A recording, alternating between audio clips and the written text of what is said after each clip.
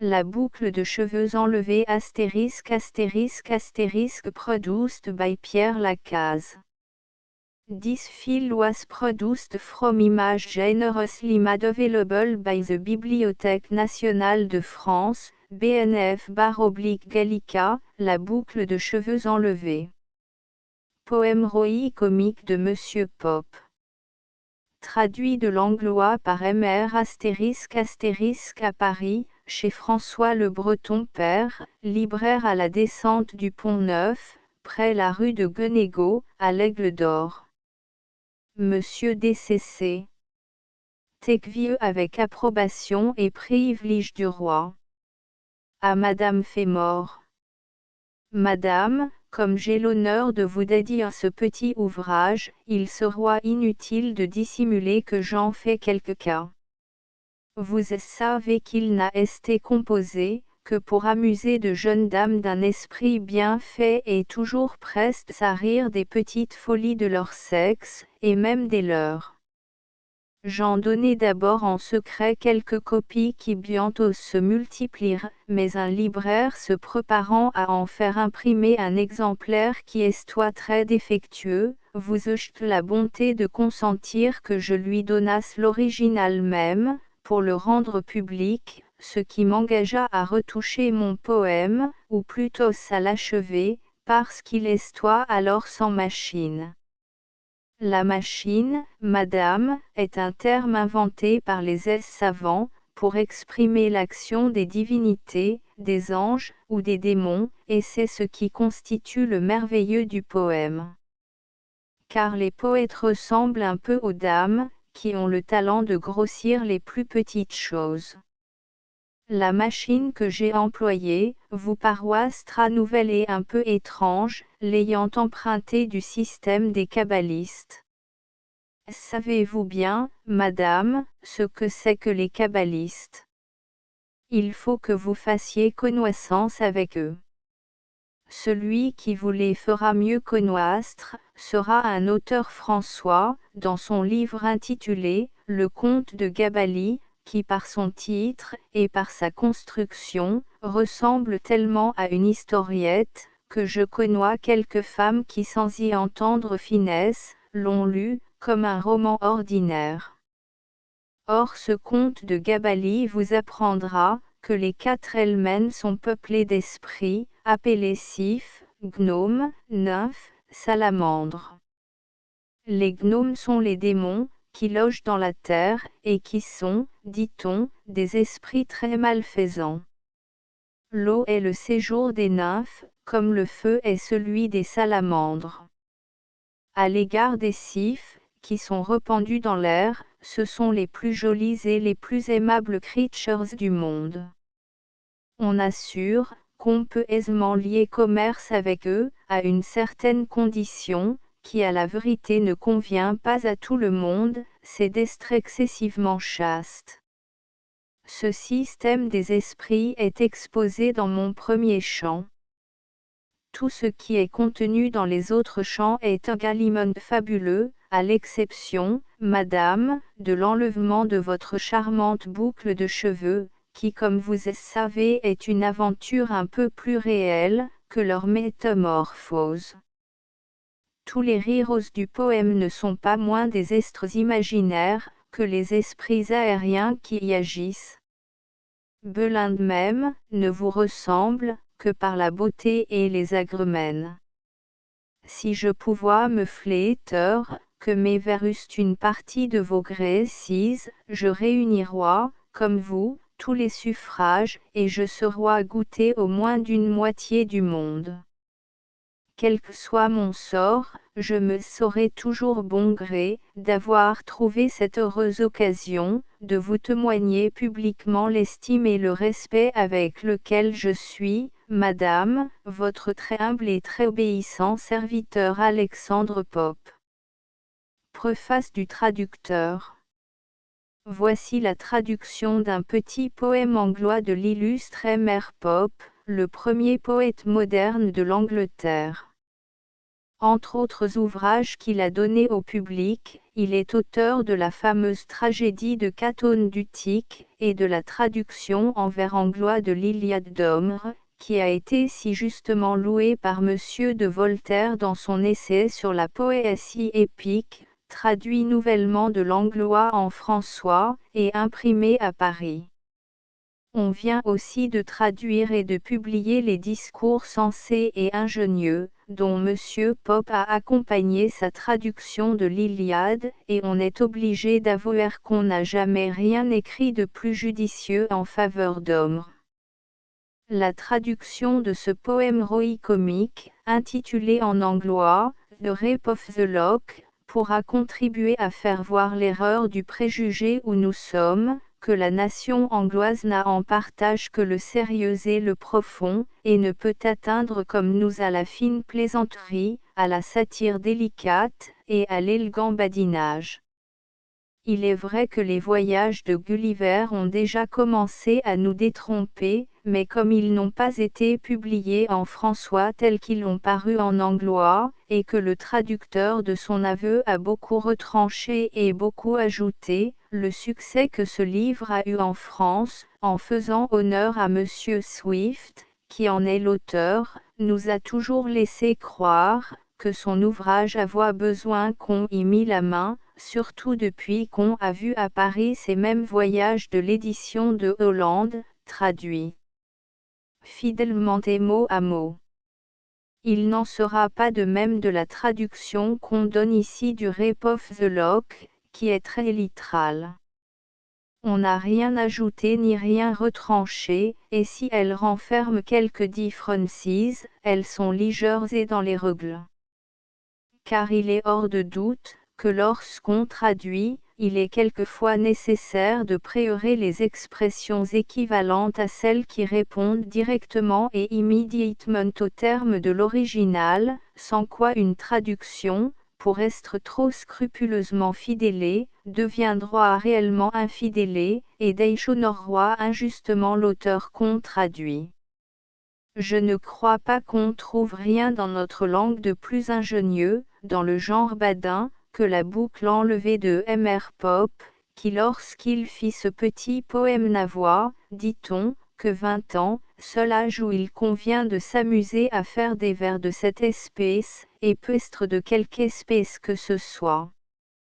Ce qui fit éclore cet ouvrage fut une aventure arrivée en 1712 à Madame Femme, à laquelle il le dédia. La médiocrité d'un sujet aussi stérile en apparence, ne servit qu'à faire estimer davantage le génie et le bel esprit de l'auteur. Le poème de la boucle enlevée est parmi les Anglois ce que le lutrin est parmi nous, si ce n'est qu'il est, se semble, plus enjoué, et plus galant. Il eût pu être traité à propos de le traduire en vers, mais outre que le travail eût été plus pénible, on n'avait pas lieu d'espérer d'y réussir.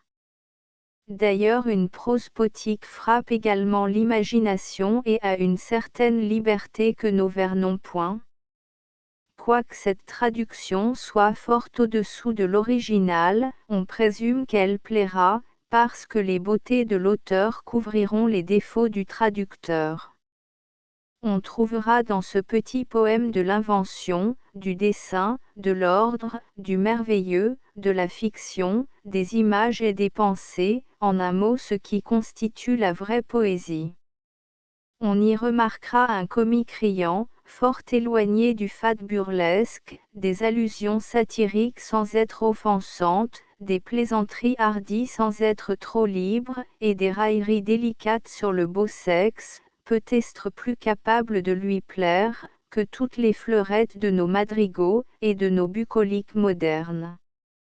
Nous n'avons point encore vu de poème dont le merveilleux, et ce que les Anglois appellent, de machinerie, fut tiré du système imaginaire des kabbalistes. L'usage qu'en a fait Monsieur Pope montre que ces idées sont très favorables à la poésie, mais il faut avouer aussi, que ce n'est que dans un poème de ce genre, qu'elles peuvent avoir lieu. Au reste on voit dans l'épître dédicatoire de M.R. Pope, que de son aveu il a beaucoup profité du livre de l'abbé de Villars, intitulé Le Comte de Gabalis. On espère que ce petit ouvrage ne plaira pas seulement aux dames, mais qu'il sera même estimé de ceux qui ne regardent un vaudeville, qu'avec des yeux savants, ils y verront toutes les proportions observées, comme dans le poème le plus sérieux, et tous les grands principes de l'épopée suivis fidèlement. Celui qui publie aujourd'hui ce poème en François, attend du public la reconnaissance due à un voyageur qui apporte dans sa patrie une fleur des pays étrangers. La boucle de cheveux enlevés. Poème Roï-comique de Mr. Pop. Traduit de l'anglois par Mr. Chant premier. Je chante une cruelle offense causée par l'amour, et une querelle sérieuse née d'une hardiesse badine. Muse, je consacre ces vers à Tircis, et je me flatte que Belinde daignera les lire. Quoique je traite de petites choses, je mériterai de grands éloges, si l'une m'inspire et si l'autre m'applaudit. Ô déesse, dis-moi, quel étrange motif porta un jeune seigneur à attaquer une belle? Apprends-moi quelle cause encore plus extraordinaire força la belle à résister au jeune seigneur. Peut-il y avoir tant de dureté dans un cœur tendre, et tant de courage dans un petit maître? Le soleil perçoit au travers des rideaux blancs, et par de timides rayons essaie d'ouvrir des yeux qui le devoient éclipser. Déjà les chiens favoris secouent leurs oreilles, les amants qui se plaignent de ne dormir jamais, commencent soit à s'éveiller, il est midi. 3 fois les pantoufles avaient frappé le plancher, 3 fois les sanites sa voix appelée, et les montres pressées du doigt avaient fait entendre leur son argentin. Cependant Belinde, languissamment étendue est sur ce duvet, dors-moi encore. Ainsi attaché à la belle prolongea son repos, et avoit conduit à son lit le songe du matin, qui voltigeoit sur sa tête et la couvroie de ses ailes. La belle croit voir un jeune homme, plus brillant que n'est un petit maître le jour d'une cérémonie, s'avancer dans sa ruelle. À cet aspect, quoiqu'en songe, elle rougit, ce jeune homme, qui est un sif, approche alors de son oreille ses lèvres séduisantes, et lui parle en ces mots: ô la plus belle des mortelles, ô toi les délices et l'objet des désirs de 1000 habitants de l'air, si jamais dans l'enfance ton esprit fut ému de ce que ta nourrice t'enseigna au sujet des esprits aériens, prête l'oreille à ma voix et sois docile. Connais d'abord ton excellence et ta grandeur, et ne borne point ta vue aux objets terrestres et matériels. Il est des vérités secrètes, ignorées des orgueilleux philosophes, et révélées seulement aux vierges et aux enfants. L'incrédulité rebelle n'ajoutera point de foi à celle que je vais t'annoncer, il n'est donné qu'à la beauté et qu'à l'innocence de les croire. Apprends donc que des légions innombrables d'esprits t'environnant sans cesse. Cette milice ligeur de la région inférieure de l'air, quoiqu'invisible à tes yeux, t'accompagne partout, même au cercle et au spectacle. Pense à cet aérien cortégé, et tu ne verras plus qu'avec mépris un seigneur suivi de 2 pages. Notre antiquité est égale à celle du monde, nous fûmes autrefois renfermés dans les plus beaux corps des femmes, mais nous passâmes ensuite de ces corps terrestres dans des corps aériens. Ne crois pas que lorsque les femmes meurent, leur goût meurt avec elles, elles les conservent toujours. Si elles ne jouent plus, elles regardent avec plaisir les cartes qu'elles ont aimées, la vue d'un jeu d'ombre les divertit et les amuse. Si elles ne brillent plus dans leurs chars, elles aiment au moins avoir des équipages magnifiques, leurs âmes retournent toujours à leur premier élément, dont elles empruntent leur caractère. Les femmes fières et hautaines deviennent des salamandres, et s'élevant toujours avec le feu, leur éternel séjour, celles qui ont été douces et complaisantes vont habiter les eaux et coulent comme elles boivent avec les nymphes le thé élémentaire. Les prudes transformées en gnomes descendent dans les entrailles de la terre, et vont de tous côtés cherchant à faire du mal. Les vaines et les coquettes, changées en sylphes, voltigent et folâtrent dans les airs. Mais apprends quel est notre privilège, dégagé des liens mortels, nous pouvons à notre choix changer de forme et de sexe, et caresser les femmes belles et chastes, qui méprisent les terrestres amours. Nous les garantissons des pièges qu'on leur tend dans les bals et dans les mascarades nocturnes, nous les préservons de l'ardeur dévorante des téméraires amants, en vain on les lorgne pendant le jour, en vain on chuchote avec elles dans les ténèbres, nous les rendons froides et dédaigneuses, même lorsque l'occasion favorable les invite à la volupté, que la danse les anime, que la musique leur amollit le cœur, enfin ce qu'on appelle ici-bas la sagesse d'une femme, n'est que l'inspiration de son sif. Il y en a quelques-unes destinées par le ciel aux embrassements des gnomes. Ce sont d'ordinaire celles qui sont idolâtres de leur beauté. Dirigées par ces esprits jaloux, qui fomentant leur orgueil, elles méprisent les hommes qui leur font la cour, elles dédaignant leurs hommages et leur présence.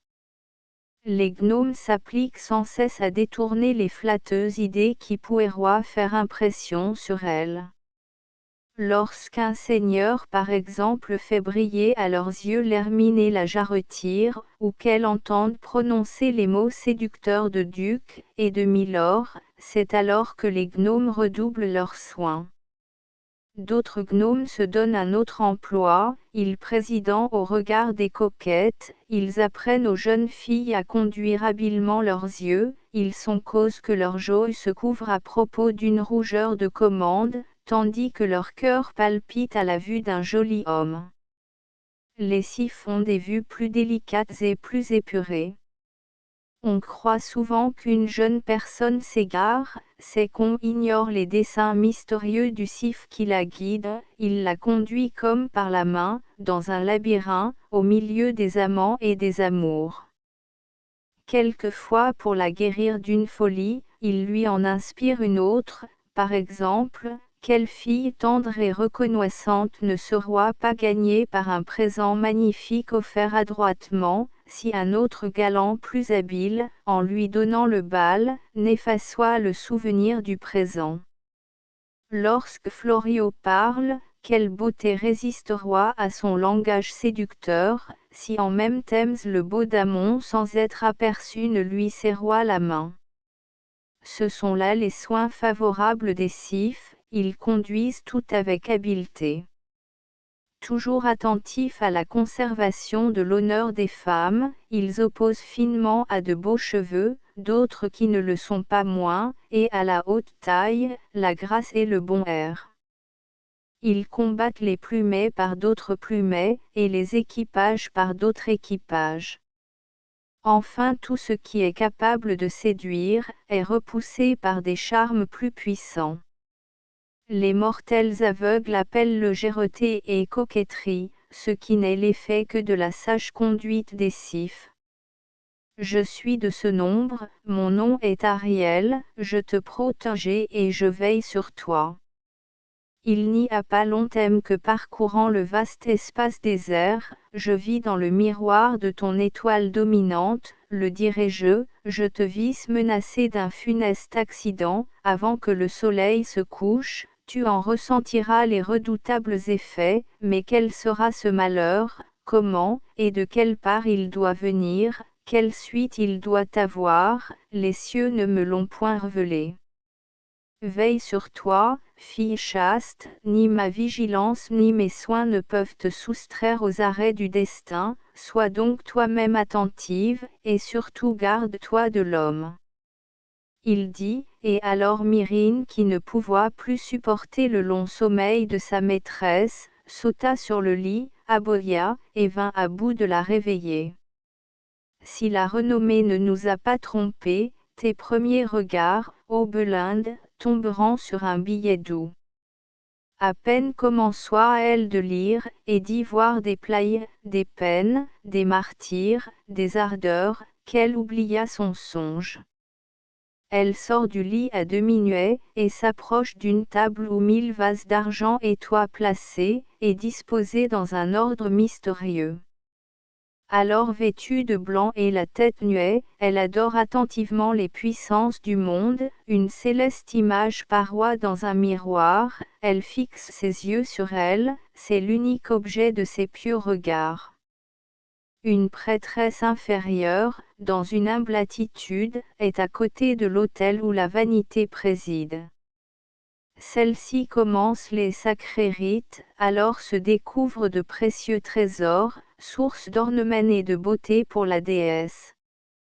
On voit briller dans de petits coffres les perles et les pierres les plus précieuses des Indes, les parfums de l'Arabie sortent des flacons d'or, qui les renferment, la tortue et l'éléphant unis se transforment en peignes, les épingles et les aiguilles sont rangées en escadrons, ici l'on voit confondus, la poudre, la pâte, la Bible, et les billets doux. Déjà l'impérieuse beauté prend ses armes, et à chaque instant son visage acquiert de nouveaux agréments, les grès se réveillent, le sourire en est plus doux, l'éclat du teint naît insensiblement, les yeux brillent d'une lumière plus vive. Les cifs s'empressent autour d'elle, il orne sa tête, arrange ses cheveux, donne un bon air à sa manche, étale sa joupie. Sylvie s'applaudit d'une adresse, qui n'est pas la sienne. Chant 2. Le soleil sortant de l'onde n'eut jamais tant d'éclat que Belinde, lorsqu'elle sortit de son palais, pour se rendre sur la Tamise. Elle était accompagnée des femmes les plus belles et des jeunes hommes les mieux faits, tout superbement parés. Belinde seule attire les regards et les cœurs, on voit sur la gorge d'Albatret une croix étincelante, qu'un juif au roi baisé, et qu'un infidèle au roi adoré, la vivacité de son esprit paroie dans ses yeux, qui s'arrêtent aussi peu que ses pensées, elle distribuait également les charmes de son sourire, mais elle n'accorde de grâce à aucun, elle reprime les désirs sans offenser les amants, éblouissante, comme l'astre du jour, elle répand, comme lui, de tous côtés une lumière égale, elle plaît sans songer à plaire, son air est noble sans orgueil, sans hauteur elle imprime le respect, elle sait cacher habilement ses petits défauts, si on peut dire que les belles aient quelque chose à cacher. Ces petits défauts même sont sur le compte de son sexe. Mais on la voit et on les oublie. Elle portoit d'ordinaire, pour le supplice des cœurs, 2 boucles de cheveux, qu'elle noua galamment, et qui retombant en ondes égales sur le plus beau cou du monde, en relevoient la blancheur. Ces boucles charmantes étoient une chaîne précieuse, dont l'amour se servoit pour attacher ses captifs. Les oiseaux et les poissons se prennent au filet, les beaux cheveux prennent les cœurs. Un baron audacieux, frappé de l'éclat de ceux de Belinde, les désire et forme le projet d'en faire la conquête. Uniquement attentif au succès, il veut employer pour y parvenir et la force et la ruse. Le choix de l'une ou de l'autre importe peu aux amants, pourvu qu'ils obtiennent ce qu'ils désirent. Dans ce dessein il invoque le ciel avant que le jour paroisse, il adore les puissances célestes, et s'adressant surtout à l'amour, il lui érige un autel composé de 12 gros volumes de romans François, il déploie 3 jarretières, un gant, avec autres pareils trophées de ses premières amourettes. Ses lettres, ses billets doux, allument le feu, 3 soupirs qu'il pousse, excitent la flamme, il se prosterne, il prie avec des yeux ardents, que ce trésor puisse être bientôt et toujours en sa puissance. L'amour l'entend, mais il n'exauce que la moitié de ses vœux, les vents disciples restent dans les airs. Cependant le vaisseau galamment équipé, où Belinde et toi entrés, s'avance sur la Tamise. Une délicieuse harmonie de voix et d'instruments se perd dans les airs et glisse sur les eaux, les zéphyrs badinent sur l'onde calme, Belindry, et la joie rogne autour d'elle. Les sentiments d'Ariel et toi bien dit France, le malheur dont elle est menacée par les astres le rend triste et rêveur. Il convoque les habitants de l'air, et à ses ordres le léger escadron accourt, il se place à l'instant sur les cordages du vaisseau, et agite l'air par ce mouvement subit et rapide, on croit entendre le souffle aimable des zéphyrs, les uns déployant au soleil leurs ailes brillantes, les autres se plongent dans un nuage d'or, d'autres planent dans les airs. Leur forme transparente et leur corps fluide, dissous par la lumière, ne peuvent être vus par des yeux mortels, les zéphyrs se jouant dans leurs habits, tissus d'une rosée filée et teinte dans le ciel, sur lesquels la lumière produit 1000 couleurs, selon le mouvement de leurs ailes. Ariel assis sur le grand mât doré, environné des autres sifs, qu'il surpasse de la tête, étend ses plumes de pourpre, élève son sceptre d'azur, et leur parle ainsi, ô vous sifs, et siphides, prêtez l'oreille à votre chef, et vous, génies, fées et lutins, écoutez attentivement. Vous savez quels sont les différents emplois que le ciel a destinés au peuple aérien, que les uns badinent dans l'air le plus pur, que d'autres s'embellissent aux rayons du soleil, que ceux-ci conduisent dans le ciel les plénites bienfaisantes, que ceux-là dans les espaces immenses prennent soin des kamites redoutables, que dans la lune il y a des sifs chargés du soin de recueillir et de rattacher au firmament les étoiles tombantes, et de former les brouillards de l'air le plus grossier, que d'autres peignent l'iris, déchaînent les vents, pétrissent les tempêtes, ou répandent sur les sillons les pellules favorables, que d'autres présidents sur la nature humaine, épient la conduite des hommes, pendant que les chefs auxquels ils sont soumis, avec des armées puissantes gouvernent les nations, soutiennent les monarchies, et fondent les empires.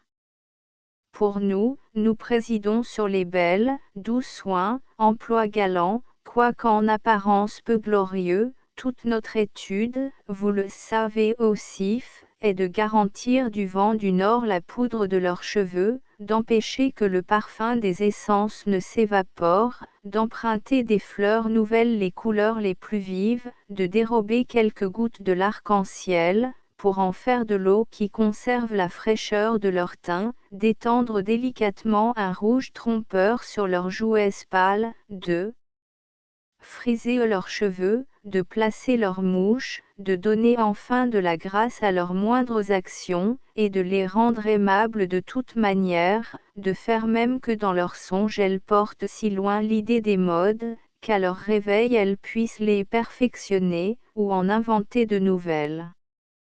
Mais, hélas, ajouta-t-il, un augure funeste menace en ce jour la plus belle des femmes, dont jamais les sifs prirent soin. Quel sera ce désastre, quel en sera l'auteur? C'est ce que les destinées tiennent encore enseveli dans une profonde nuit.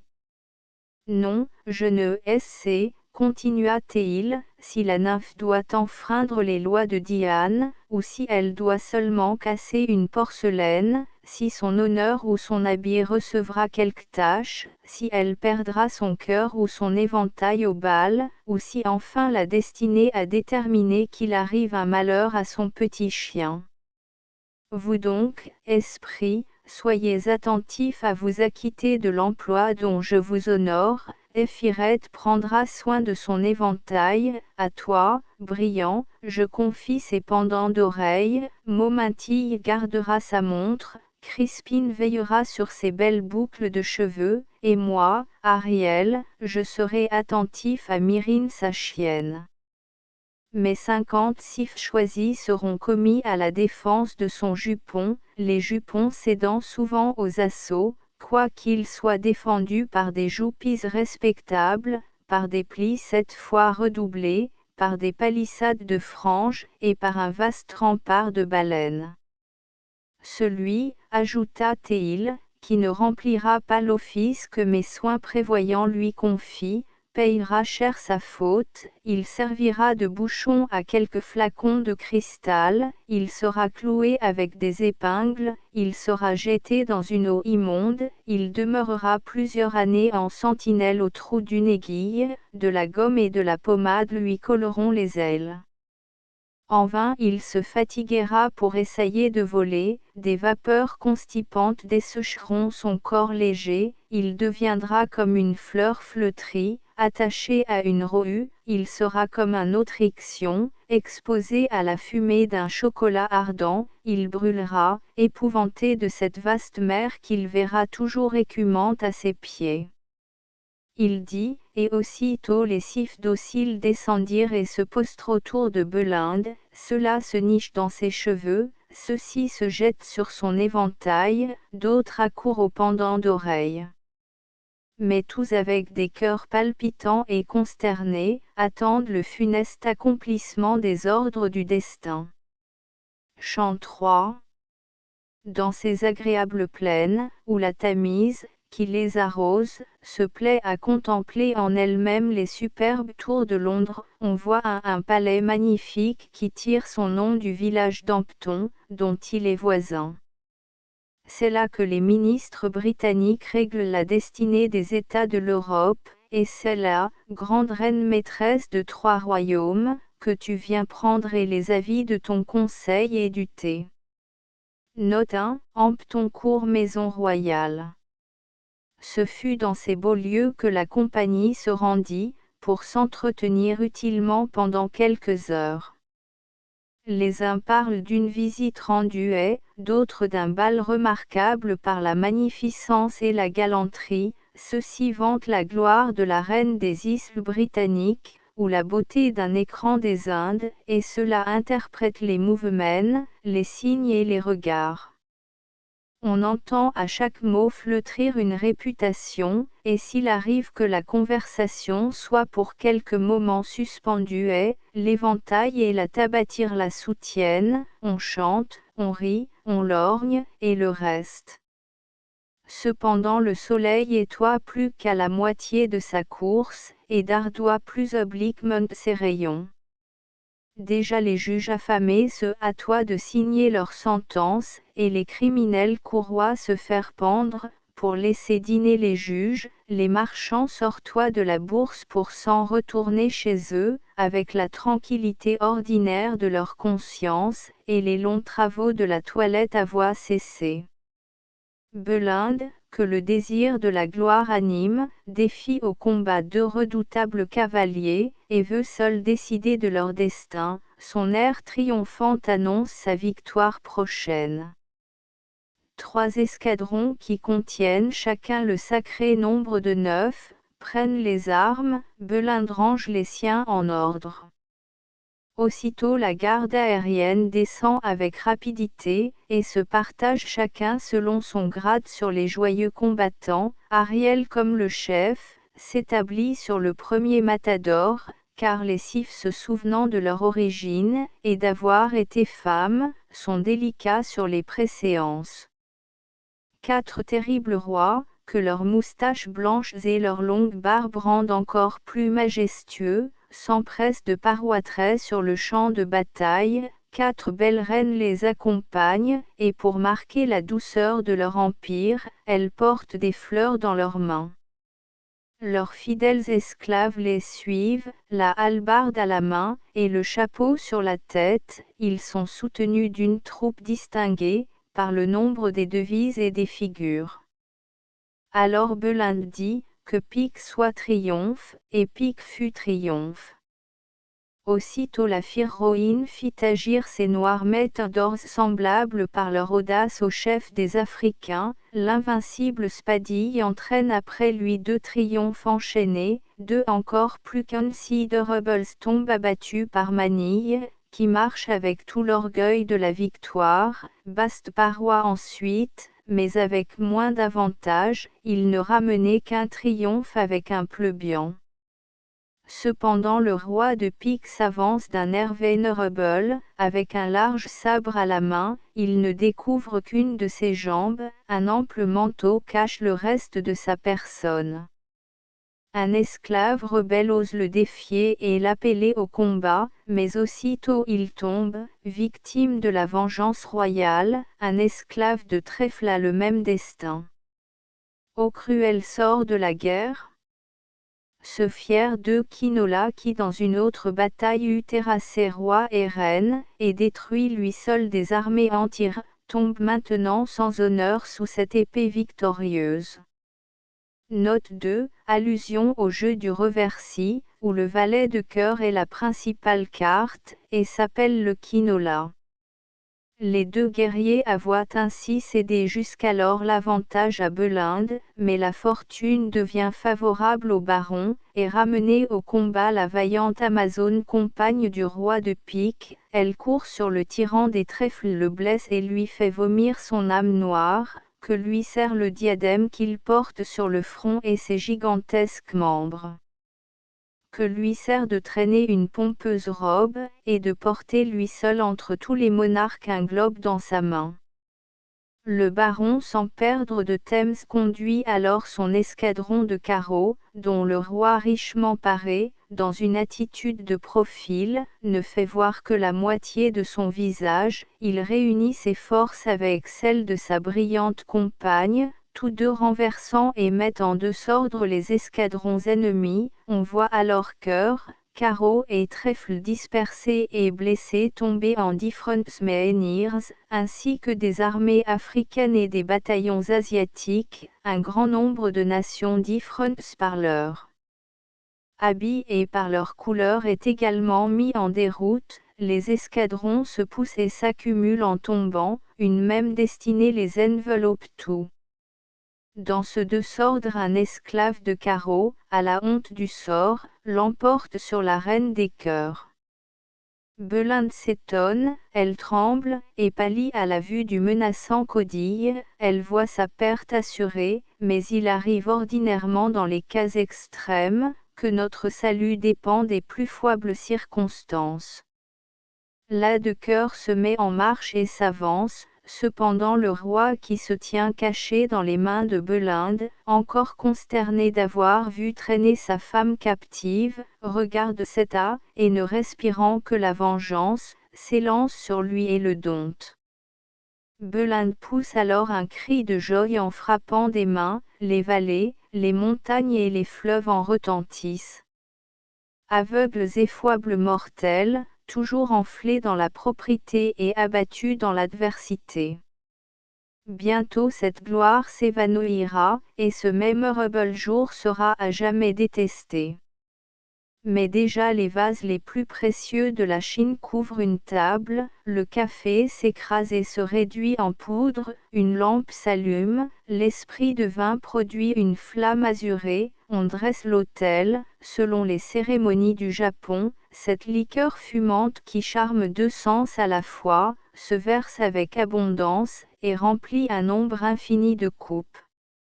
Les sifs agités sont autour de la charmante Belinde, les uns rafraîchissent son café, d'autres étendent leurs ailes pour garantir sa parure.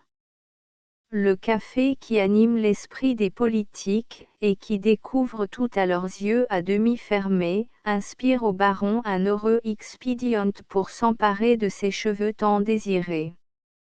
Arrête, jeune présomptueux, arrête, respecte les dieux, et crains le destin de Scylla III transformé en oiseau, songe qu'elle paya cher l'offense des cheveux de Nisu. Note 3, Avide. Métham. Lib 8. Ô combien de moyens se pressentent aux hommes pervers pour accomplir leurs mauvais desseins.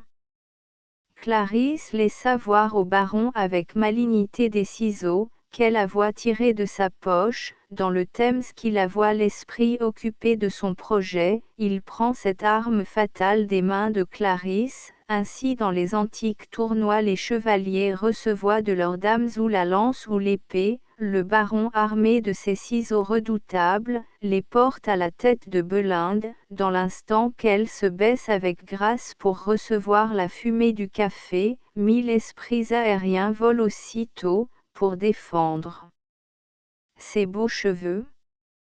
3 fois ils ébranlent ses pendants d'oreilles, 3 fois Belinde regarde derrière elle, et 3 fois son ennemi se retire, le vigilant Ariel vouloir pénétrer sa pensée, mais hélas. Tout son art ne lui servit alors qu'à découvrir un terrestre amour caché dans le cœur du baron. Interdit et confus il cède à la destinée et soupire de son ignorance. Le baron rouvre d'une main hardie les cruels ciseaux, dans lesquels il renferme adroitement la boucle, et rapprochant les 2 pointes fatales, il la coupe impitoyablement. Mais avant que ces 2 pointes soient réunies, un sifflet s'élance au travers, le fer se rejoint et le coupe en 2, mais les parties subtiles de l'aérienne substance sont aussitôt réunies. Ainsi de leur sacré chef ses beaux cheveux furent séparés et le furent à jamais, une lumière sortit comme un foudre des yeux de Belinde, les sphères en trembleront. Non, on ne pousse point au ciel des cris aussi perçants, lorsqu'un mari ou un chien bien-aimé rend le dernier soupir, ou quand une belle porcelaine tombe et que ses fragments se réduisent en poudre. Que l'on me couronne de laurier, s'écriait le vainqueur, la boucle est à moi, je me glorifierai de cette glorieuse conquête, aussi longtemps que les poissons se plairont dans l'eau, les oiseaux dans les airs, et les femmes britanniques dans des carrosses dorés, aussi longtemps que l'Atlantis 4 sera lue, que les visites se rendront au jour solennel, et que des bougies en grand nombre seront méthodiquement arrangées dans les cabinets, oui aussi longtemps que les belles donneront des rendez-vous et recevront de leurs amants des bals et des fêtes, mon triomphe et mon nom seront immortels. Note 4, ouvrage du chancelier Bacon. Le fer abat ce que le Thames conserve, il fait tomber les hommes et les monuments, il a détruit les travaux des dieux, renversé les tours de Troie, couvert d'herbe Carthage, et ruiné plusieurs fois Rome même, ne t'étonne donc pas, ô belle nymphe, qu'il ait soumis tes cheveux à sa force indomptable. Chant 4. Cependant les divers mouvements dont l'esprit de Belinde était agité, l'accabloient d'une cruelle inquiétude. Non, un jeune roi fait prisonnier dans une bataille, une femme abandonnée au mépris, un amant désabusé dans le Thames de la jouissance, un cruel tyran aux approches de la mort, Chloris lorsqu'il manque un pli à son habit, n'eurent jamais tant de dépit, de colère et de fureur, qu'il s'en alluma, infortuné Belinde, dans ton âme, pour cette boucle qui te fut ravie. Ariel fondant en larmes abandonne la belle, suivi des autres sifs.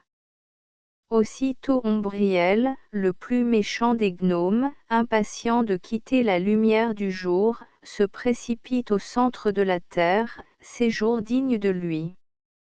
C'est là que la caverne de l'hypocondre est située. Ombriel y vole avec ses ailes pesantes, il cherche longtemps l'entrée de la caverne, et la découvrant à la fin, il s'y introduit.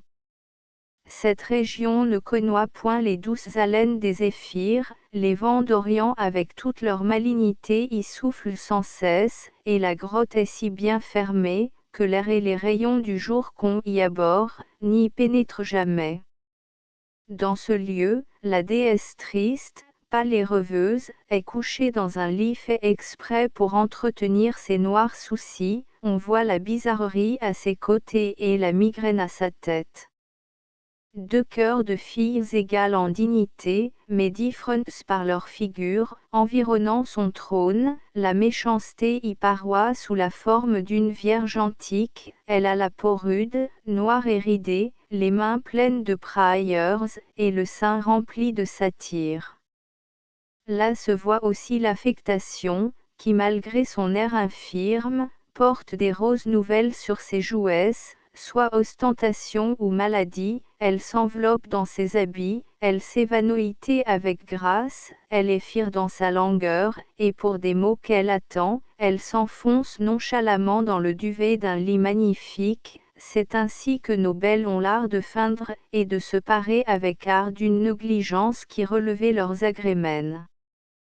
Une éternelle vapeur environne ce palais, et au milieu de ces brouillards épais voltigent 1000 fantômes. La paroisse des fioris armés de serpents entortillés, des spectres, des tombeaux ouverts, des feux bleus à tresses, des lacs d'or, des dômes de cristal, et 1000 autres objets fantastiques. Une foule innombrable de corps transformés par la déesse s'offre au regard, des vases de différentes espèces sont animés, et marchent 5 comme les trépieds d'hommes. Ici l'or pleure, l'airain gémit, l'argile se plaint, et le cristal soupire. Notzvik, homme. Iliade. 18 Le gnome arrive en sûreté, portant dans sa main le rameau salutaire. Il s'adresse à la déesse, la salue et lui dit, « Lunatique reine, vous qui gouvernez le beau sexe, depuis le 3e jusqu'au 9e lustre, et même par-delà, je vous salue, mère des esprits bizarres, source féconde des vapeurs et des pensées des femmes, vous qui gouvernez leur tête, qui dirigez leur cerveau, qui rendez celle-là médecin, celle-ci auteur, c'est par vous qu'elles deviennent capables d'inventer des systèmes, et de faire des vers, c'est vous qui enseignez à la prude à faire des visites ennuyeuses. Il est une nymphe sur la terre qui méprise votre pouvoir, et qui d'un mot et d'un regard peut donner à 1000 cœurs de l'amour et du plaisir. Mais si votre gnome malfaisant, votre fidèle ministre, a quelquefois dérobé un agrément, ou placé un bouton sur un beau visage, si je peignis souvent les jouesses livides des vieilles coquettes d'un vermillon jaune, si je plaçais des cornes aériennes sur des têtes follement jalouses, si je chiffonnais des joupies et mis des lits en désordre, pour faire naître des soupçons injustes ou renier la fidélité, si par malice j'ai dérangé une coiffure, rendu malade un petit chien, et tiré pour lui des larmes. Des plus beaux yeux, écoutez-moi, déesse, rendez en ma faveur Belin d'hypocondriaque, et tout l'univers aussitôt deviendra comme elle. Il dit, et la déesse avec un front dédaigneux parois lui refuser la grâce, et cependant la lui accorde. Aussitôt elle prend un autre, semblable à celui que lys remplit de vent, elle y renferme tout ce que la nature a donné de force aux femmes pour pleurer, quereller, soupirer, et crier, elle met au fond d'une bouteille enfumée les horreurs de la crainte, avec lesquelles elle mêle la tristesse, et les envies de layer ensemble. Le gnome rejoui de ce présent funeste, part et retourne sur la terre. Il trouve Belinde dans les bras de Thalestri son ami, les yeux baissés et les cheveux épars, aussitôt il déchire l'outre sur leur tête, les passions, les fureurs sortent à l'instant, Belinde s'enflamme d'une colère plus qu'humaine, et Thalestri l'excité l'embrase. Élevant la voix et les mains vers le ciel, elle s'écrie, « Ô malheureuse fille !» Hampton Court retentit de ses cris, et les échos lugubres répétant ces tristes mots, « Malheureuse fille !» Quoi tant d'essence, dit-elle, de poudre et de pommade, tant de soins assidus n'auront-ils été employés que pour cet audacieux? Est-ce pour lui qu'on passa si souvent ces belles boucles dans un fer tortueux, et que cette tête délicate souffrit 1000 tourments? Quel triomphe pour le ravisseur! Quel sujet d'envie pour les autres amants! Quel sera l'étonnement des femmes vertueuses! Non, l'honneur ne le permettra pas, cet honneur à qui nous devons tout sacrifier, les plaisirs, le repos et jusqu'à la raison. Je comprends, Belinde, toute l'étendue est de ta juste douleur, j'entends déjà les discours railleurs, je vois les souris outrageants et les regards pleins de malignité, tu ne seras plus la beauté régnante, te voilà dégradé. Comment à l'avenir aurai-je moi-même le courage et l'esprit de défendre ton honneur perdu? Puis-je encore me déclarer ton ami? Cette amitié ne me sera-t-elle pas désormais honteuse? Attends-toi que tes cheveux qui viennent d'être coupés, seront indignement renfermés dans un cristal entouré de diamants. Tu les verras portés en triomphe par ces mêmes mains qui te les ont ravis, que plutôt l'air, la mer, la terre, les hommes, les singes, les bichons, les perroquets retombent dans le chaos. Elle dit, et se précipitant avec des yeux étincelants sur le chevalier de plume, elle lui commande, comme à son amant, d'un ton absolu, de reconquérir la boucle fatale. Le chevalier dans ce moment est toi occupé, et ce n'est toi pas sans raison, à faire admirer sa tabatière d'ambre et la pomme marquetée de sa canne, avec un visage rond et épanoui, qui marqua le vide de ses pensées. Il écoute Talestri en ouvrant des yeux étonnés, et d'un ton gracieux en prenant du tabac il dit au baron, « Pourquoi donc? Que diable est ceci? Que maudite soit cette boucle, mais morbleu il convient d'être civil, tu badines, et ce badinage n'est pas en sa place, allons, donne-moi ces cheveux, je t'en prie. » En achevant ce discours, il frappe de nouveau sur sa tabatière. « Je suis fâché, répond le baron, qu'un orateur si éloquent parle en vain, mais par la sacrée boucle, oui cis par cette boucle sacrée, qui désormais ne sera plus unie à son chef, et qui séparée d'une si belle tête ne recevra plus en croissant de gloire nouvelle, je jure par elle, que je la porterai à mon bras victorieux, jusqu'à mon dernier soupir. » En prononçant ces mots, il déploya la boucle d'un air triomphant. Note 6, imitation d'homme. Alors l'impatient Ombriel casse la bouteille, la tristesse en sort, Belinde pénétrée de douleur tient les yeux et la tête baissée, et fondant en larmes, elle regarde Talestri en lui disant, « Au jour à jamais douloureux et détesté, où mes cheveux et mon repos me sont ravis. Quel bonheur pour moi, si je n'avois jamais vu en ton cours. Mais je ne suis pas la première fille à la cour que l'amour ait trahie.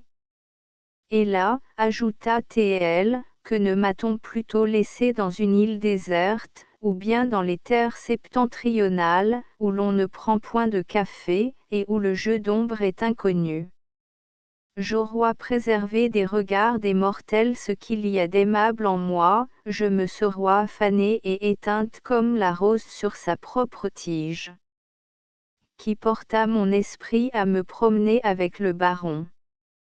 Que ne suis-je demeurée oisive et ennuyée dans ma maison, ou que n'ai-je ajouté foi aux signes qui m'ont frappé ce matin?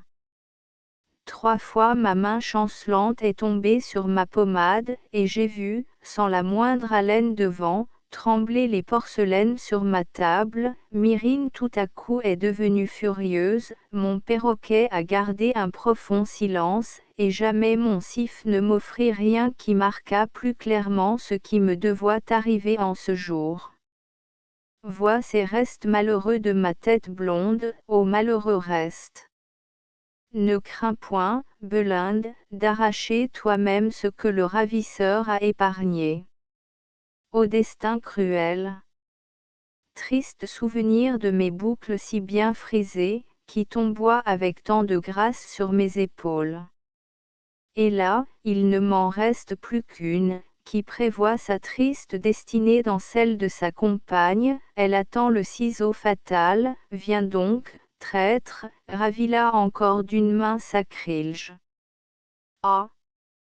Cruel, pourquoi m'as-tu dérobé cette boucle si glorieusement exposée à la vue des humains?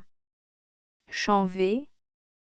C'est ainsi que Belinde parla, et sa douleur attendrit tous ceux qui en furent les témoins, mais les dieux et la destinée avaient fermé les oreilles au baron.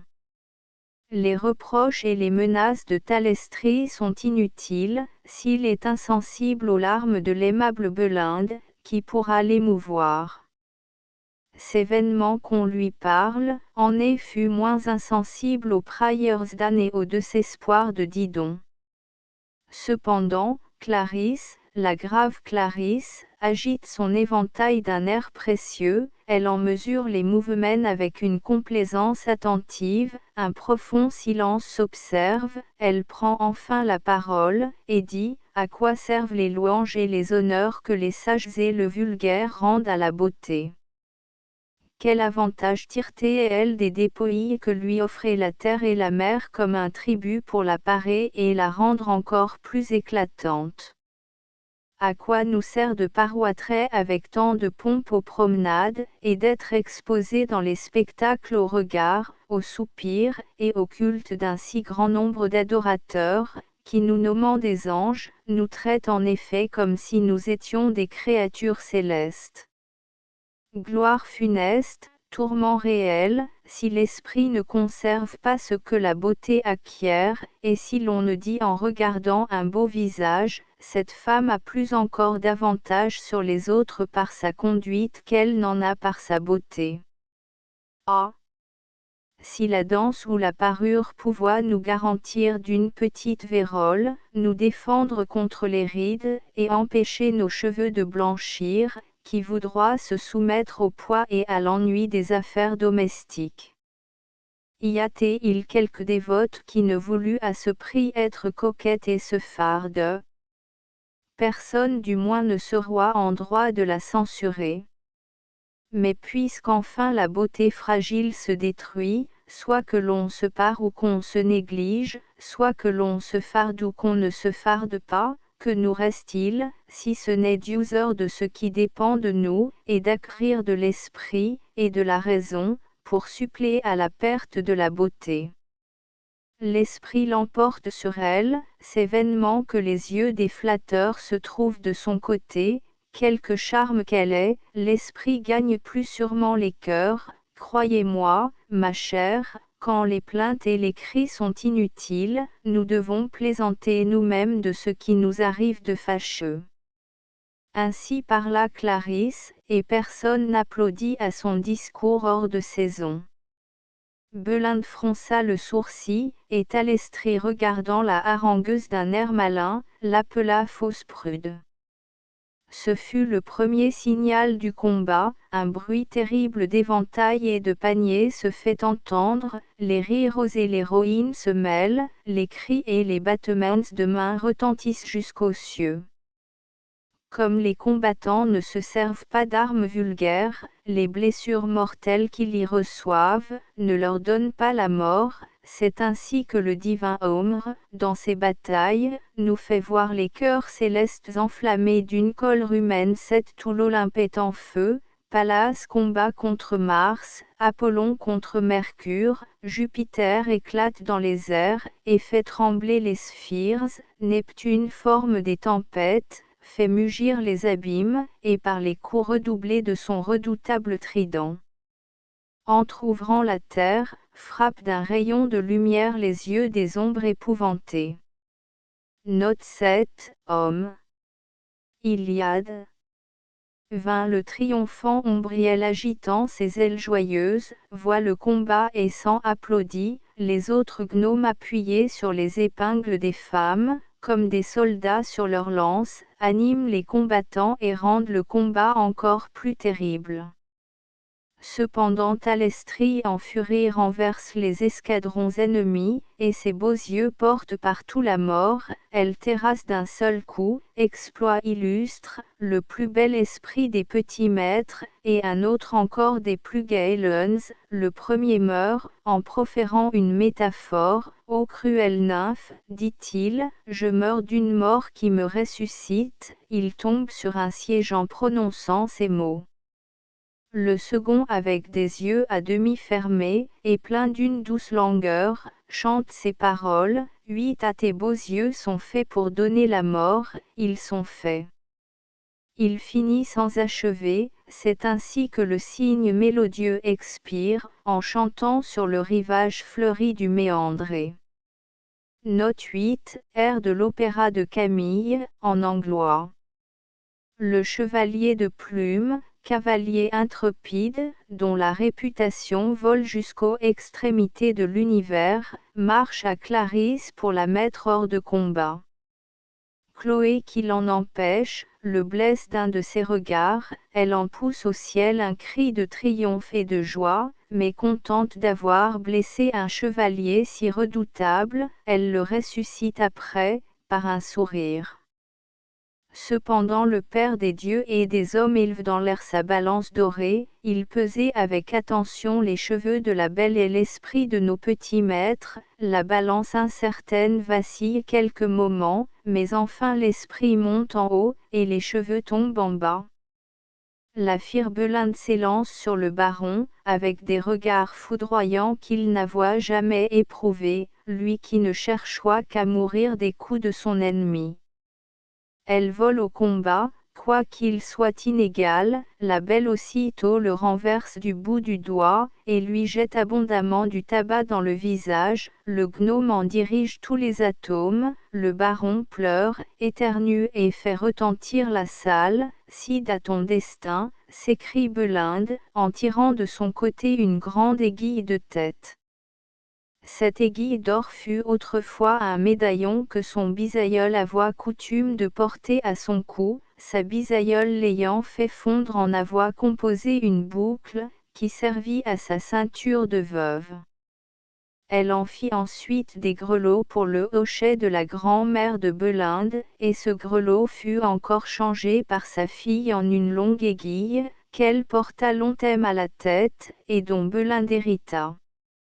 Ne te glorifie point de ma chute, ennemie trop insultante, s'écrie le baron, tu seras renversé à ton tour par un autre. Ne crois pas que la mort m'épouvante, tout ce que je crains est de te perdre, mais laisse-moi vivre, pour mourir et ressusciter sans cesse. Rends la boucle, s'écrie la Firbelinde, les voûtes du palais retentissent de ces mots impérieux 1000 fois répétés. Le fier neuf autel et toi moins furieux au sujet du fatal mouchoir, que Belinde ne le parut au sujet de sa boucle, mais comme les désirs orgueilleux sont souvent confondus et que les plus grands capitaines perdent quelquefois le fruit de leurs travaux, la boucle cachée avec soin est en vain cherchée de tous côtés. Note 9, tragédie angloise. Mais qu'aucun mortel ne se vante de l'avoir en sa possession, le ciel le veut ainsi, qui peut lui résister. Il court cependant un bruit parmi le vulgaire, que cette boucle est montée à la sphère de la lune, où tout ce qui se perd sur la terre est conservé avec soin, c'est là que dans des vases massifs on garde l'esprit des rires roses, et que dans de petits étuis et de belles tabatières, on conserve celui des petits seigneurs efféminés, on y voit les cœurs des amants enchaînés par des rubans de toutes couleurs, c'est encore dans ce même lieu que l'on trouve 10 les aumônes faites à la mort, les vœux enfreints, les promesses des courtisans, les agaceries des femmes galantes, enfin c'est là qu'on trouve des cages pour les cousins, des chaînes pour les puces, des papillons desséchés, et tous les volumes des casuistes. Note 10, Ariosto Kent. 34 Il en faut croire, ma muse, qui a vu la boucle monter au ciel avec tant de rapidité, que les seuls yeux poétiques pouvoient l'apercevoir et la suivre, c'est ainsi que Procule vit seul le fondateur de Rome monter au ciel.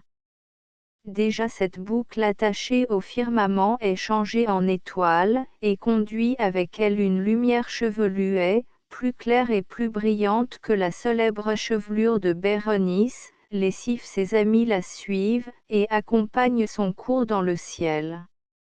Les jeunes gens et les femmes dont le cœur est tendre, iront dans le 11 parc la saluer par leurs chants harmonieux, ils l'attendront comme l'étoile devenue, et lui adresseront leurs vœux pour le lac de 12 Rosemonde.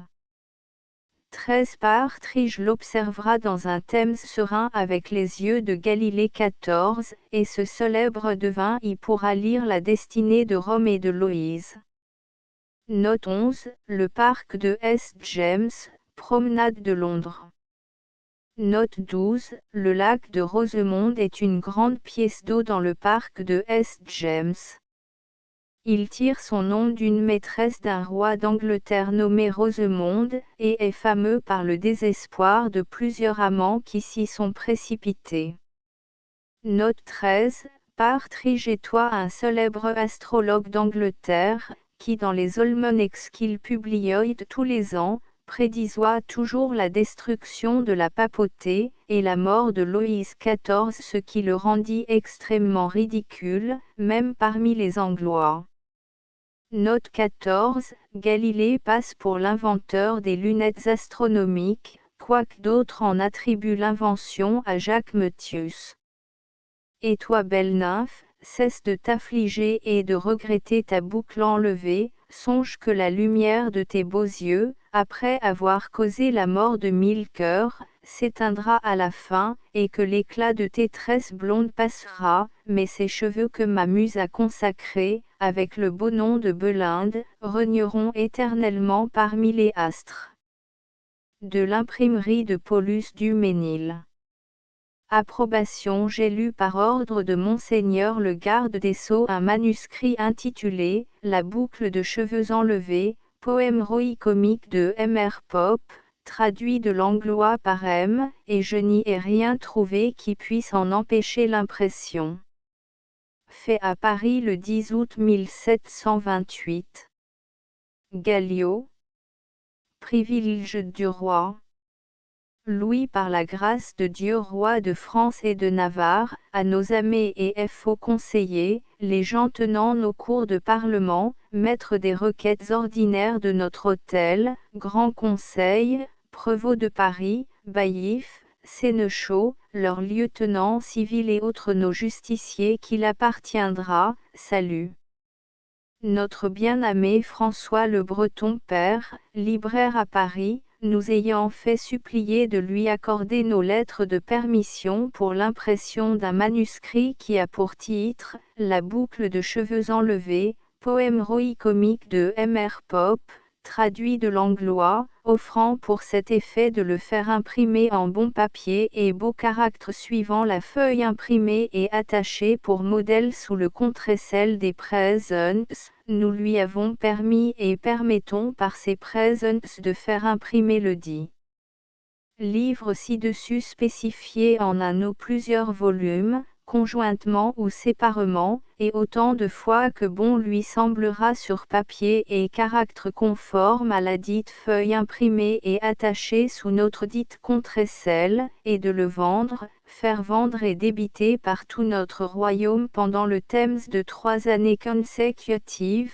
à compter du jour de la date des dites présents, faisons défense à tous libraires imprimeurs et autres personnes de quelque qualité et condition qu'elles soient dans introduire d'impressions étranges dans aucun lieu de notre obéissance. À la charge que ces présents seront enregistrés tout au long sur le registre de la communauté des libraires et imprimeurs de Paris dans 3 mois de la date d'Icelle, que l'impression de ce livre sera faite dans notre royaume et non ailleurs, et que l'impétrant se conformera en tout au règlement de la librairie et notamment à celui du 10 avril 1725, et qu'avant que de l'exposer en vente, le manuscrit ou imprimé qui aura servi de copie à l'impression du dit livre sera remis dans le même état où l'approbation y aura été donnée main de notre très cher et fil chevalier garde des Sceaux de France le sieur Chauvelin, et qu'il en sera ensuite remis 2 exemplaires dans notre bibliothèque publique, un dans celle de notre château du Louvre, et un dans celle de notre dite très cher et féal chevalier garde des Sceaux de France le sieur Chauvelin, le tout à peine de nullité des présents. du contenu desquels vous mènent et enjoignons de faire jouir l'exposant ou ses ions cause pleinement et paisiblement, sans souffrir qu'il leur soit fait aucun trouble ou empêchement. Voulons qu'à la copie desdit presents qui sera imprimée tout au long au commencement ou à la fin du dit livre soit ajoutée comme à l'original.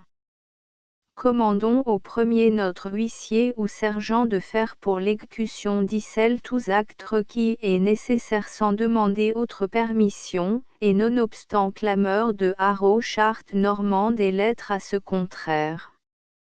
Car tel est notre plaisir. Donné à Fontainebleau le 13e jour du mois de septembre, l'an de grâce 1728, et de notre règne le 14e. Par le roi en son conseil. Noblet. Registré sur le registre 7 de la Chambre royale des imprimeurs et libraires de Paris LB. 210 fol.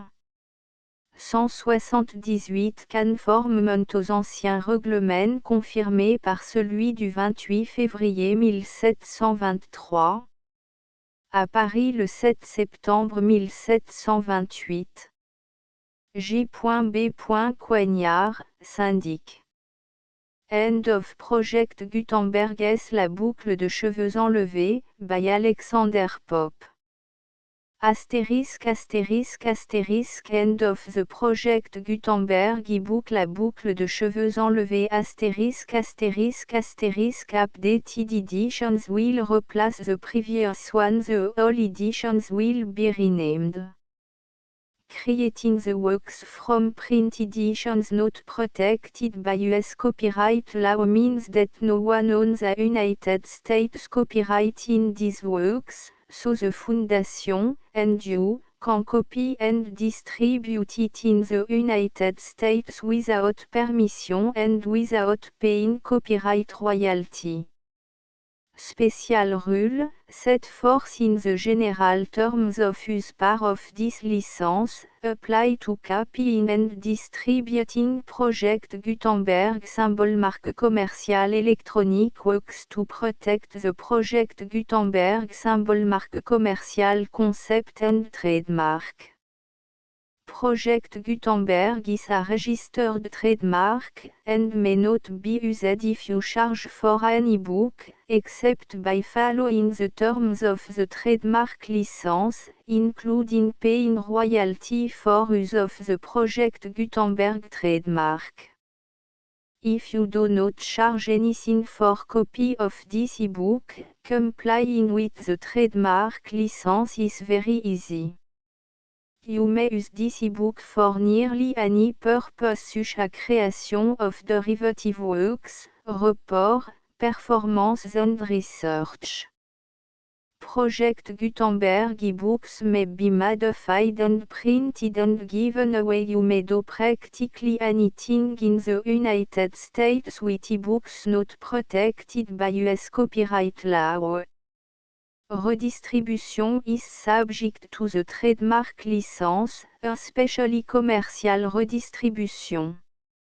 Start, full license. The full Project Gutenberg license. Please read this before you distribute or use this work to protect the Project Gutenberg symbol marque commerciale. Mission of promoting the free distribution of electronic works, by using or distributing this work, or any other work associated in any way with the phrase Project Gutenberg, you agree to comply with all the terms of the full Project Gutenberg symbol marque commerciale license available with this file or online at www.gutenberg.org/licence.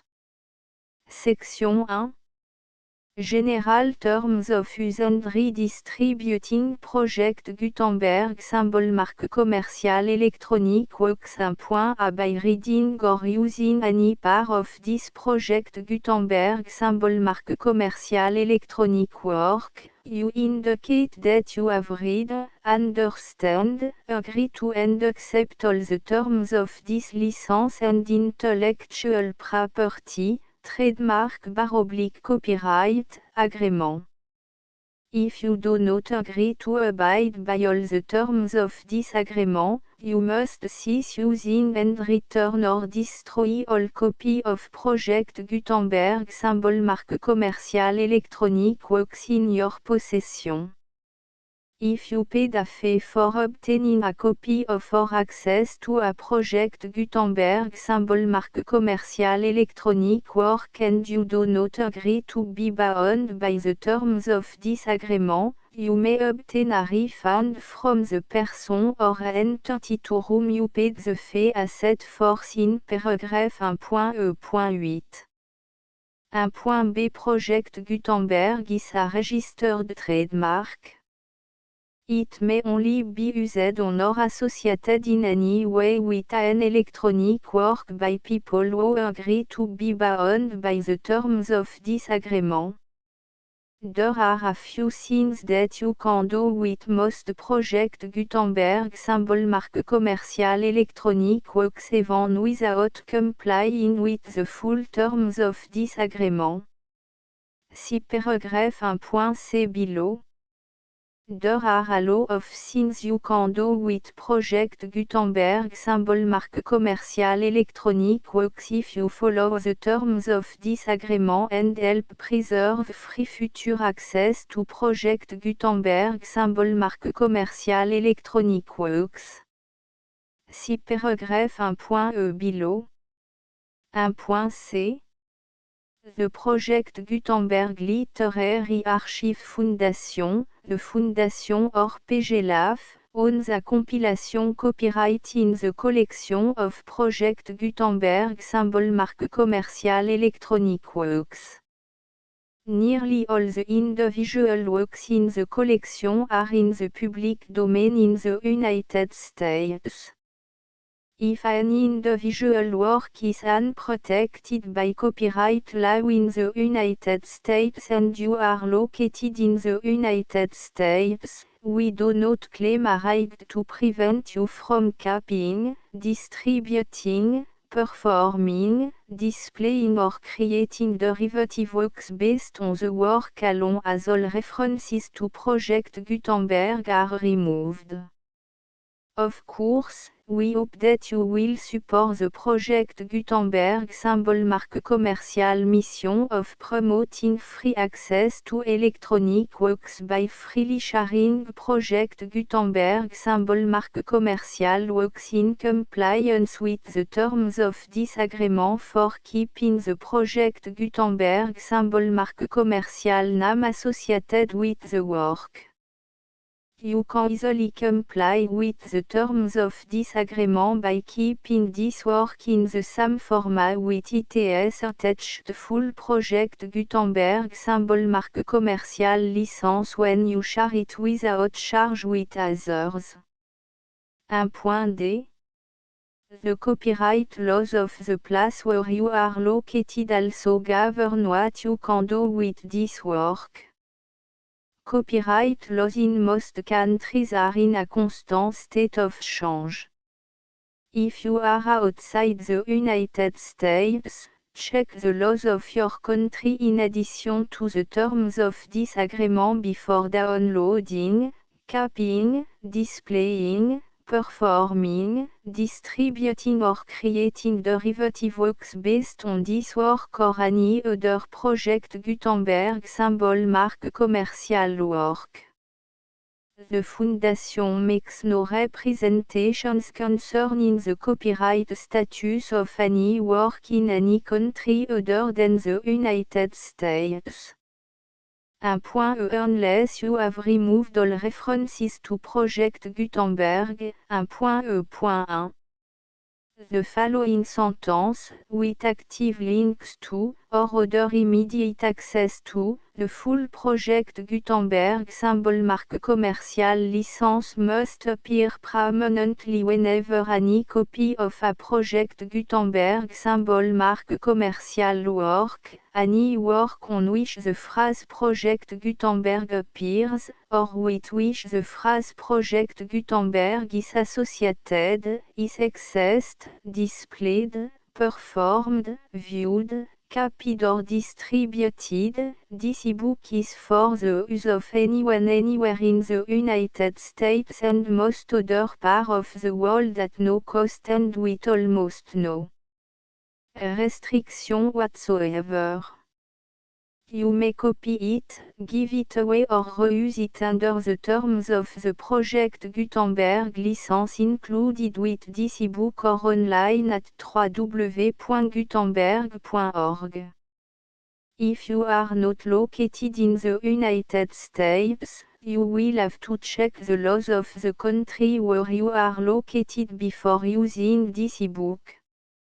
1.E.2 If an individual project Gutenberg symbol marque commercial electronic work is derived from texts not protected by US copyright law, does not contain a notice indicating that it is posted with permission of the copyright holder, the work can be copied and distributed to anyone in the United States without paying any fees or charge.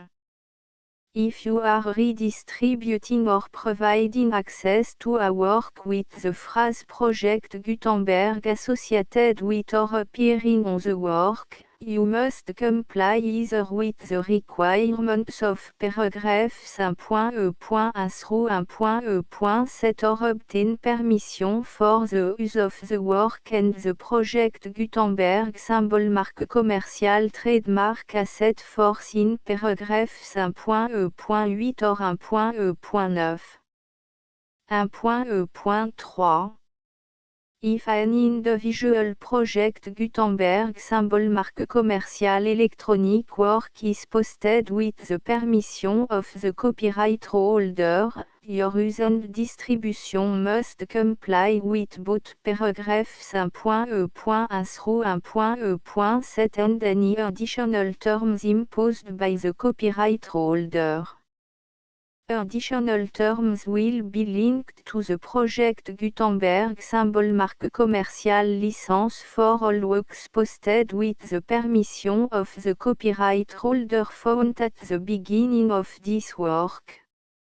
1.E.4 Do not unlink or detach or remove the full Project Gutenberg symbol marque commercial license terms from this work, or any file containing a part of this work or any other work associated with Project Gutenberg symbol marque commercial. 1.E.5 Do not copy, display, perform, distribute or redistribute this electronic work, or any part of this electronic work, without permanently displaying the sentence set forth in paragraph 1.E.1 with active links or immediate access to the full terms of the Project Gutenberg symbol marque commercial license. 1.E.6 You may convert to and distribute this work in any binary, compressed, marked up, non-proprietary or proprietary form, including any word processing or hypertext form. However, if you provide access to or distribute copy of a Project Gutenberg symbol marque commercial work in a format other than plain vanilla ASCII or other format used in the official version posted on the official Project Gutenberg symbol marque commercial website, www.gutenberg.org you must, at no additional cost, fee or expense to the user, provide a copy, a means of exporting a copy, or a means of obtaining a copy upon request, of the work in its original plain vanilla ASCII or other form. Any alternate format must include the full Project Gutenberg symbol marque commercial license as specified in paragraph 1.E.1. 1.E.7 Do not charge a fee for access to, viewing, displaying, performing, copying or distributing any project Gutenberg symbol marque commerciale works unless you comply with paragraphe 1.e.8 or 1.e.9. 1.e.8 You may charge a reasonable fee for copy of or providing access to or distributing project Gutenberg symbol marque commerciale electronic works provided that you pay a royalty fee of 20% of the gross profit you derive from the use of project Gutenberg symbol marque commerciale works calculated using the method you already use to calculate your applicable tax. The fee is owed to the owner of the project Gutenberg symbol marque commerciale trademark. Bu et HAS agreed to donate royalty under this paragraph to the project Gutenberg Literary Archive Foundation. Royalty payment must be paid within 60 days following each date on which you prepare, or are legally required to prepare, your periodic tax returns. Royalty payment should be clearly marked association to the project Gutenberg Literary Archive Foundation at the address specified in section 4, Information about donation to the project Gutenberg Literary Archive Foundation.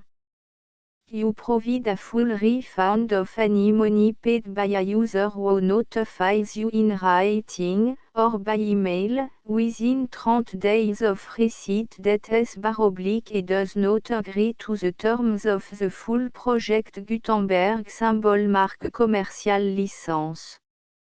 You must require such a user to return or destroy all copy of the works possessed in a physical medium and discontinue all use of and all access to other copy of project Gutenberg symbol marque commerciale works.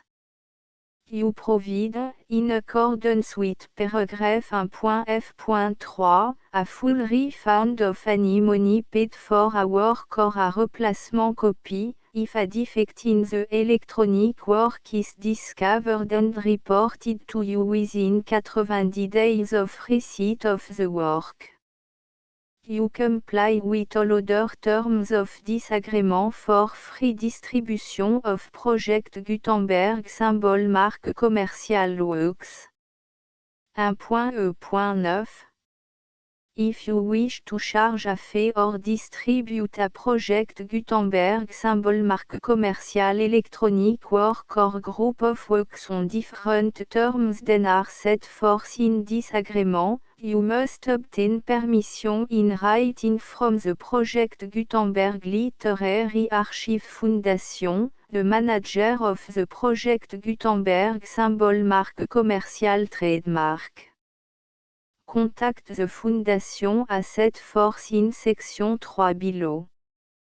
1.f.1.f.1 Project Gutenberg volunteers and employees expend considerable effort to identify, do copyright research on, transcribe and proofread works not protected by US copyright law in creating the project Gutenberg symbol marque commerciale collection. Despite these efforts, Project Gutenberg symbol marque commerciale electronic works, and the medium on which they may be stored, may contain defects such as, but not limited to, incomplete, inaccurate or corrupt data, transcription errors, a copyright or other intellectual property infringement, a defective or damaged disk or other medium, a computer virus, or computer code that damage or cannot be read by your equipment. 1.f.2 Limited warranty, disclaimer of damage, except for the right of replacement or refund described in paragraph 1.f.3, the project Gutenberg Literary Archive Foundation, the owner of the project Gutenberg symbol mark commercial trademark, and any other party distributing a project Gutenberg symbol mark commercial electronic work under this agreement, disclaim all liability to you for damages, costs and expenses, including legal fees. You agree that you have no remedy for negligence, strict liability, breach of warranty or breach of contract except those provided in paragraph 1.f.3. You agree that the foundation, the trademark owner, and any distributor under this agreement will not be liable to you for actual, direct, indirect, consequential, punitive or incidental damages even if you give notice of the possibility of such damage. 1.f.3 Limited right of replacement or refund, if you discover a defect in this electronic work within 90 days of receiving it, you can receive a refund of the money, if any, you paid for it by sending a written explanation to the person you received the work from. If you received the work on a physical medium, you must return the medium with your written explanation. The person or entity that provided you with the defective work may elect to provide a replacement copy in lieu of a refund. If you received the work electronically, the person or entity providing it to you may choose to give you a second opportunity to receive the work electronically in lieu of a refund. If the second copy is also defective, you may demand a refund in writing without further opportunities to fix the problem. 1.f.4 Except for the limited right of replacement or refund set forth in paragraph 1.f.3, this work is provided to you as, with no other warranties of any kind, express or implied, including but not limited to warranties of merchantability or fitness for any purpose. 1.f.5 Some states do not allow disclaimers of certain implied warranties or the exclusion or limitation of certain type of damages. If any disclaimer or limitation set forth in this agreement violates the law of the state applicable to this agreement, the agreement shall be interpreted to make the maximum disclaimer or limitation permitted by the applicable state law. The invalidity or unenforceability of any provision of this agreement shall not void the remaining provision. 1.f.6 Indemnity, you agree to indemnify and all the foundation, the trademark owner, any agent or employee of the foundation, anyone providing copy of Project Gutenberg symbol mark commercial electronic works in accordance with this agreement, and any volunteers associated with the production, promotion and distribution of Project Gutenberg symbol mark commercial electronic works, harmless from all liability, costs and expenses, including legal fees, that arise directly or indirectly from any of the following which you do or cause to occur. A. Distribution of this or any Project Gutenberg symbol mark commercial work. B. Alteration, modification, or addition or deletions to any Project Gutenberg symbol mark commercial work. And C. Any defect you cause. Section 2. Information about the mission of Project Gutenberg symbol marque commercial. Project Gutenberg symbol marque commercial is synonymous with the free distribution of electronic works in format readable by the widest variety of computer including obsolete, old, middle-aged and new computer. It exists because of the effort of hundreds of volunteers and donations from people in all walks of life.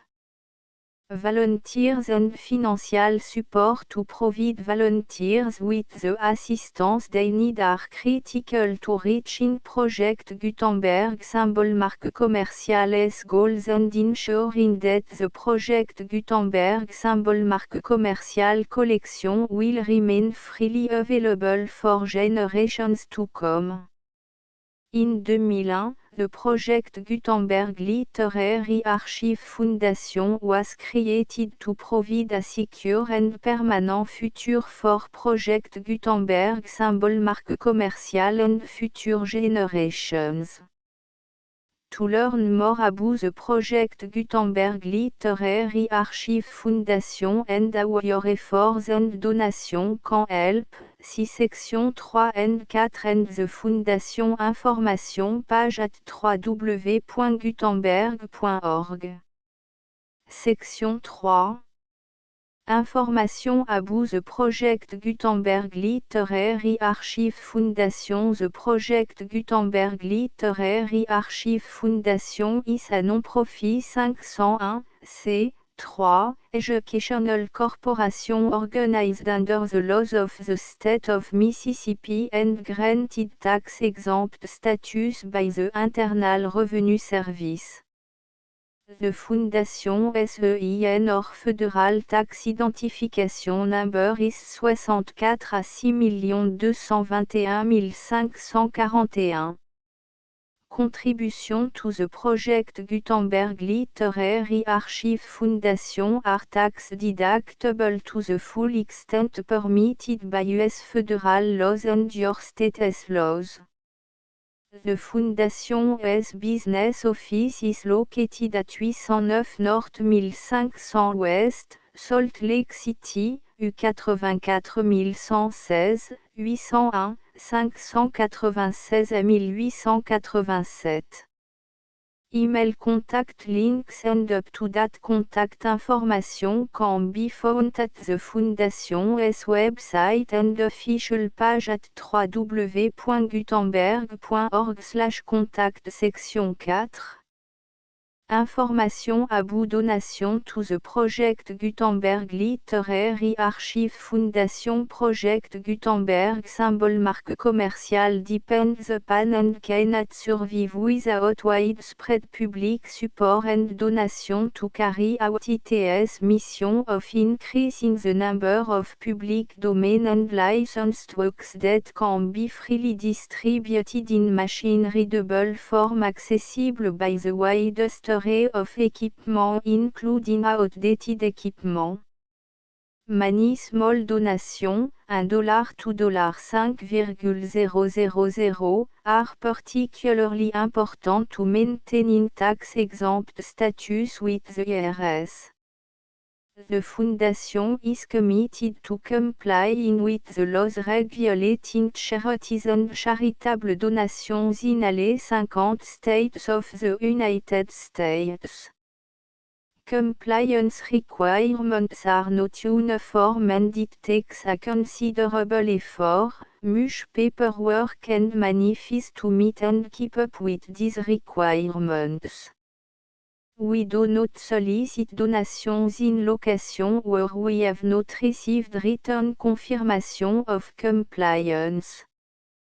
To send donation or determine the status of compliance for any particular state, visit www.gutenberg.org/donate.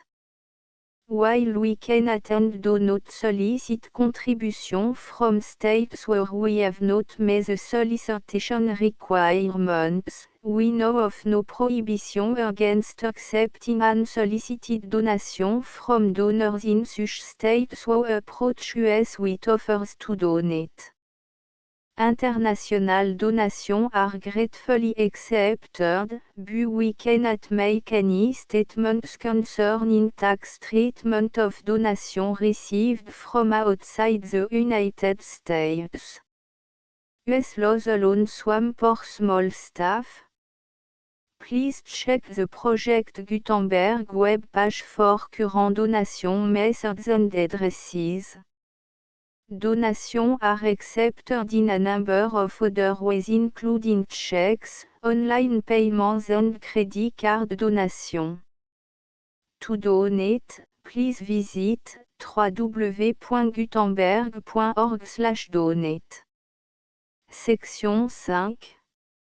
Générale information about Project Gutenberg symbol marque commerciale électronique Works Professor Michael S. R. was the originator of the Project Gutenberg symbol marque commerciale concept of a library of electronic works that could be freely shared with anyone. For 40 years, a produced and distributed Project Gutenberg symbol marque commerciale ebooks with only a loose network of volunteer support. Project Gutenberg symbol marque commerciale ebooks are often created from several printed editions, all of which are confirmed and not protected by copyright in the US unless a copyright notice is included. Thus, we do not necessarily keep ebooks in compliance with any particular paper edition. Most people start at our website which has the main page search facility, www.gutenberg.org. This website includes information about Project Gutenberg symbol marque commerciale, including how to make donation to the Project Gutenberg Literary Archive Foundation, how to help produce our new ebooks, and how to subscribe to our email newsletter to hear about new ebooks.